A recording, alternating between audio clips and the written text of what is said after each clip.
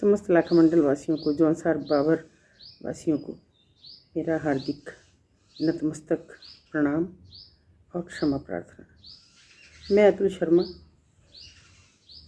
दिनांक 8 जून 2025 को super top the moving ship podcast पर प्रसारित अपनी वीडियो की समस्त जिम्मेदारी मैं खुद लेती हूँ।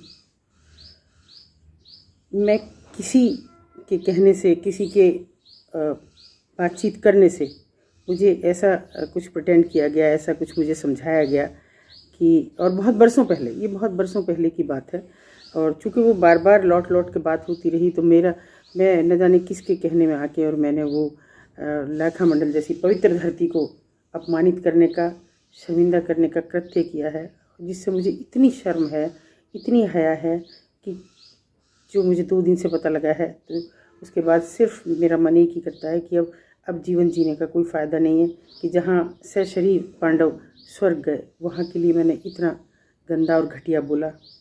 मेरे लिए कोई भी सज़ा बेहद छोटी है। चाहे आप, मुझे बहुत से लोग कह रहे हैं आपको जेल भेजेंगे, मुझे स्वीकार है, हाथ जोड़ के स्वीकार है।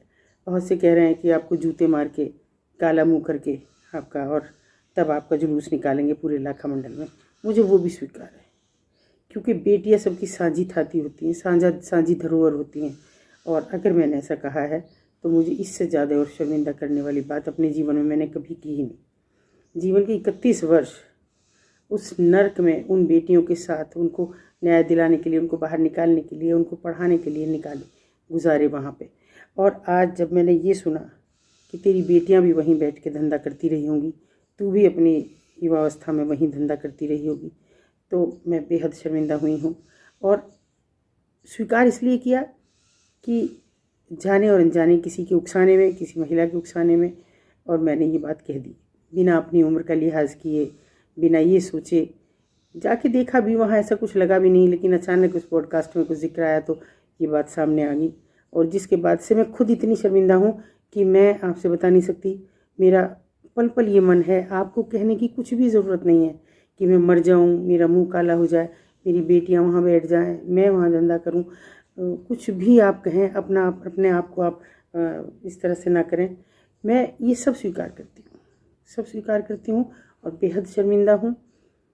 इस वक्त इस स्थिति में नहीं हूँ, बैठ के कर जरूर रही हूँ बातचीत आपसे, लेकिन इस स्थिति में बिल्कुल नहीं हूँ, क्योंकि कुछ चोटें हैं जो नहीं आपको दिखा सकती, और उनके हटते ही मैं आपके बीच भी आऊँगी।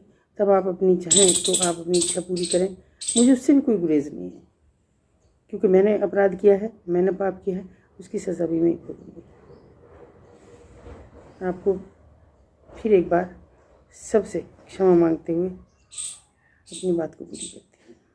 धन्यवाद।